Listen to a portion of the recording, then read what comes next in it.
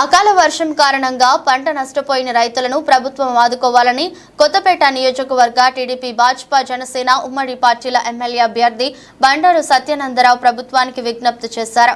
Doctor BR Ambedkar Konaseema జిల్లా కొత్తపేట మండలం వాడపాలెం గ్రామంలో బుధవారం ఆయన స్వగృహంలో మాట్లాడుతూ మంగళవారం ఈదురుగాలులతో కురిసిన భారీ వర్షానికి కొత్తపేట ఆత్రేయపురం ఆలమూరు రావులపాలెం మండలాల్లో కంద అరటి వరి ధాన్యం తడిసి రైతులు నష్టపోయారన్నారు. అధికారులు తక్షణం పంట నష్టాన్ని సర్వే చేసి రైతులను ఆదుకోవాలని విజ్ఞప్తి చేశారు.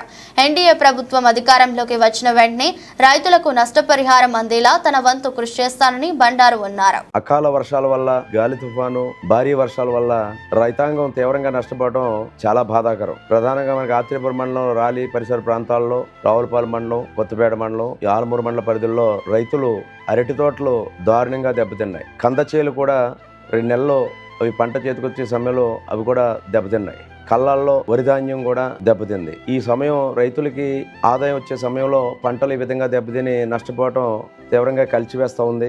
మరి దీన్ని రైతులను ఆదుకోవాల్సిన అవసరం ఉంది. అధికారులు తక్షణం స్పందించి రైతులు ఎక్కడ ఏ విధంగా నష్టపోయారనేది గుర్తించి రేపు వారిని ఆదుకోవడం కోసం తగు చర్యలు తీసుకోవాలి. రేపు ఎన్నికల తర్వాత ఎన్డీఏ ప్రభుత్వం ఏర్పడుతుంది. ఈ నష్టపోయిన రైతులను ఆదుకోవడానికి తప్పకుండా నా కృషి నేను చేస్తాను.